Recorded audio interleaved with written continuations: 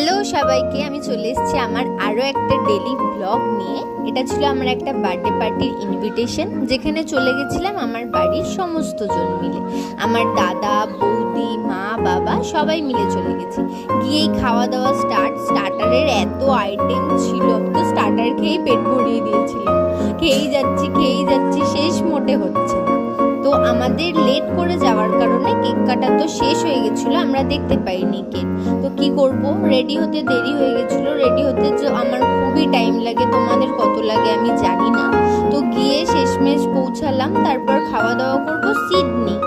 কতক্ষণ ধরে দাঁড়িয়েছিলাম, শেষমেশ সিট তো পেলাম, কিন্তু বাড়ি আসতে আমাদের লেট হয়ে গেছিল অনেক, প্রায় 12টা।